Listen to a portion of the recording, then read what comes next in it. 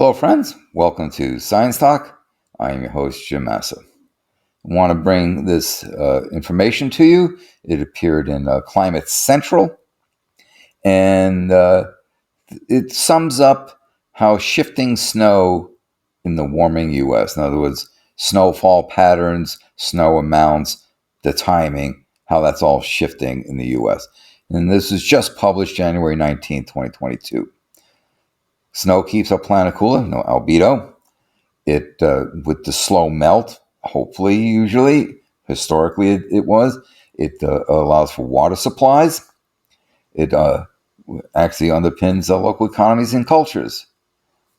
So, how is climate change affecting snow-dependent communities across the U.S.? So, let's look at some of the key concepts. Winter is the fastest warming season for most of the U.S. Warmer air holds more moisture, which can fall as snow when temperatures are below freezing. So I always love it when we hear these politicians. Global warming is a hoax. Look at all the snow. Hey, dude, all the snow is because the air was warmer. Warmer air holds more moisture. We just happen to be at the time of the year where, it's wintertime. The axis is pointed away from the sun. Between 1970 and 2019, basically a 50-year period, snowfall decreased in the spring and fall for most of the U.S. Winter showed a mixed record with more snowfall in some cold northern regions. Climate change can affect the timing, the location, the amount of snowfall, as well as spring snow melt patterns in complex ways. So to summarize, historical projected future snow dynamics for western, northeastern, northern Great Plains, Great Lakes region. So, warmer air holds more moisture. Here's 32, this little, I don't know if you can see it, and I can't enlarge it, but here's a little 32 degree Fahrenheit, so 0C line. Colder than that, you're going to have heavier snow with increased moisture. Warmer than that line, you're going to have heavier rain. A 1 degree Fahrenheit increase equates to approximately 4% more water vapor. 1 degree C increase equates to about a 7% more water vapor holding. This graphic over here shows the days below freezing. Right? So the dark blue is lots of days below freezing, basically half the year. As you can see, we have the northern New England states, Vermont, New Hampshire, Maine. We got some of the plain states here, including some mountains region. We got Montana, North Dakota, Minnesota, that's South Dakota, right? There's Wyoming, even down into Colorado. So you can see lots of days of the year we have below freezing temperature. Now, that does not mean it necessarily stays below freezing, simply that you record temperatures at some point in the day that's below freezing. So you could start out the day at minus 3C, and then by midday it's positive 8C. But the point is to start out below freezing, and even if it warmed up during the day to above freezing. So that's what the meaning here is. You just have to simply record a temperature below freezing. I already mentioned that snow keeps our planet cooler, makes up more than 50% of the western U.S. water supply. Well, now, the West is in the middle of a major mega drought. Oh, so if you're not getting the snow or any sort of precipitation, we're seeing what? We're seeing the reservoirs dropping in a very alarming manner, that the western U.S. is going to have a major water supply soon. Two basic conditions are needed to produce snow, both freezing temperature and moisture in the atmosphere. Winter, as I said, winter is the fastest warming season. The number of days of temperatures below 32 Fahrenheit or 0C is expected to continue to decline. Notice fewer and fewer days with freezing temperatures. More moisture. Warming atmosphere holds about 7% more moisture per 1 degree C of temperature rise. But where that moisture falls and whether it falls as rain or snow is largely based on season and region. Seasonal snow trends. In almost all areas of the U.S., snow is decreasing in the fall and the spring. And according to a Climate Central analysis of snowfall data over that 50-year period. Over that 50-year period of 70 to 2019, fall snowfall before December 1 decreased in every region of the country with available data. Spring snowfall, that's after March 1, decreased in all regions except for the Northeast and East North Central regions. Winter showed a mixed record with increased snow in North Central regions and decreasing snow in southern regions. Climate change can affect the timing, location, amount of snowfall, as well as the dynamics of snow melt. But these changes and their wide-ranging impact differ from the regions. So in the western U.S., the amount of mountain snowpack and the timing of the snow melt largely determine the supply of water to rivers and reservoirs in the western U.S. during the high demand spring and summer. But since the mid 20th century, the mountainous western U.S. has experienced declining snowpack, earlier snow melt and stream flow, and a shift toward less precipitation falling as snow. So you may have precipitation, but it's rain and it runs off. Whereas the snowfall, it builds up and it will slowly melt, slowly meet out the water during the spring and summer through autumn until the next year's snow melt. Well, that's all dropping. That's all declining. So that the snowpack is being lost, which means this threatens water supplies. A 2018 study shows that decades of shrinking snowpack has reduced snow-derived freshwater in the West by 15 to 30%. That is significant. In addition to reducing water supplies available for municipalities, irrigation, industries, and ecosystems, reduced mountain snowpack and early snowmelt can also increase wildfire risk in western forests with abundant fuels. And what's been happening in the West lately? Lots of major mega fires. The southwestern U.S., declining snowpack, early spring snowmelt, higher rainfall to snowfall ratios all exacerbate the risk of drought. Well, it isn't a drought.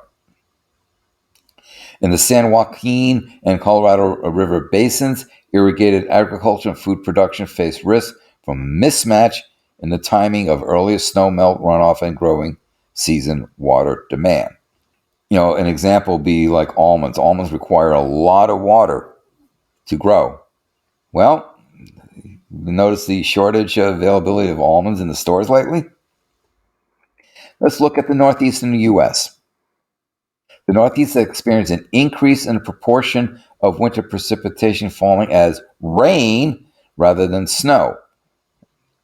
This trend is projected to continue over the 21st century with a northward shift in the snow-rain transition zone.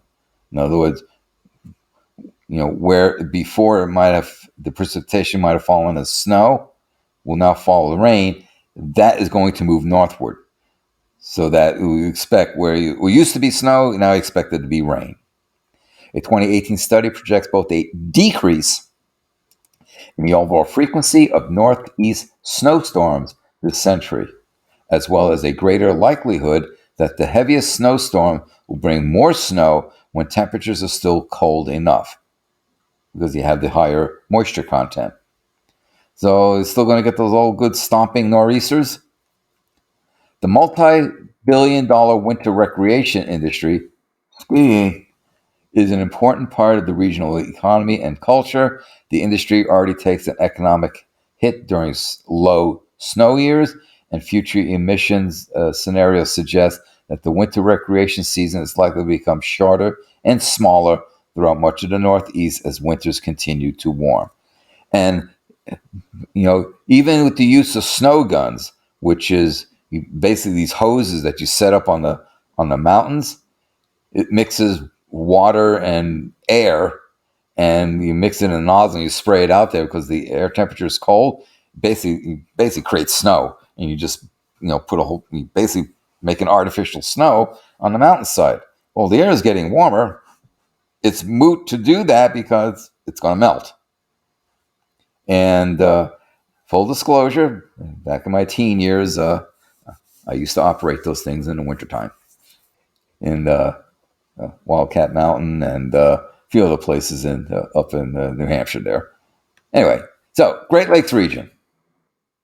While snowfall is often associated with mountains, other features, including large lakes, can also lead to intense local snowfall. It's called lake effects. If the lakes don't freeze over, you can just suck up the moisture off the lake there and add to the precipitation amount. In the Great Lakes region, lake effect snow occurs when cold air from the north moves across the relatively milder open water of the Great Lakes. Heat content, right? Waters take longer to warm up, but they take longer to cool down. So while the air is really cool down, the waters are not so cold. So you're going to suck up that moisture. There's also going to be latent heat energy from the open water into the atmosphere that will add to the snow amounts. As the planet has warmed, so have the Great Lakes, right? Just like as we documented and looking at ocean heat content. Well, any large body of water, fresh or salty, is going to be absorbing heat content from the atmosphere. So despite year-to-year variability, long-term trends show an average 22% decline in annual maximum ice cover across all the Great Lakes since 1973. Longer periods of open water lead to more evaporation and to an increase in lake effect snow. Looking to the future, projections suggest that the lake effect snow will still occur in a warming world, but by the late 21st century, we can expect a shortened lake effect snow season. According to NOAA, the Great Lakes hold 90% of the fresh water in the U.S. and support both recreation and cultural heritage deeply rooted in surrounding communities. Okay? The important part is the 90% of the fresh water is held in the Great Lakes for the U.S. So now we look at the Northern Great Plains. Warming in the Northern Great Plains has led to shorter snow seasons and a decline in snowpack water storage. Regional stream flow, especially in late summer, is highly dependent on snowpack. Lower and more variable snow-fed stream flows impact riparian. Riparian is the regions around the streams and rivers and aquatic ecosystems, as well as the local economies and recreational industries that depend on them.